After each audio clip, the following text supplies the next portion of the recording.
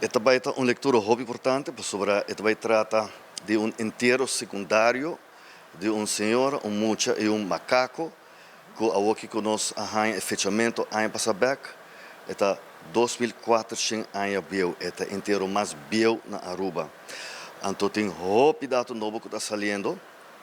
Me dá papia para mim, claro, com o hallazgo agora hallazgos na 2000, 2002, nós fazemos algum reconhecimento de terreno, está na isla, na Sabaneta, de Yaradas.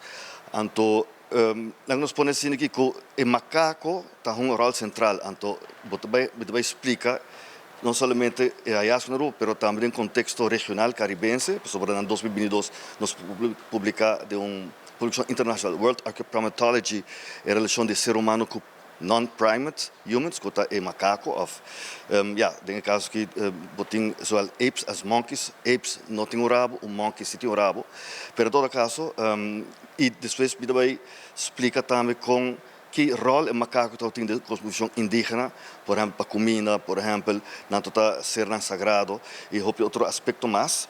E depois me vai interpretar o hallazgo com efetivamente novo, que vai cambiar a história da Europa sobre o inteiro secundário que não existia no período arcaico. E com o research novo de Catherine Nagel, que no ano passado que está Genome Studies, nós vimos que originalmente de las Locas, uma área na Lara, em central Venezuela, e tem estudos que me alogam o tema que me mostra full possível conexão com o meio da América, mesmo América tem por meio Cristo, com certa ideia, certo pensamento, com a bem feita que e está cambiando a história da Europa, também cambia também a história do Caribe.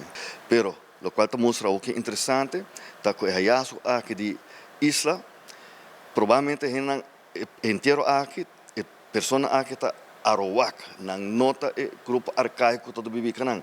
Então, provavelmente outro grupo, pero não influenciado por não tem tinta corada para a cabeça, riba no crânio, e sei não sai back na cana chute, sei não sai back no malmoc, que o grupo arcaico está fisicamente diferente que nós saímos aqui na isla. Dia di Museo está cá riba dialuna. E no Museo Arqueologico também abre de 9 de manhã até 9 da noite com diferentes atividades para o público.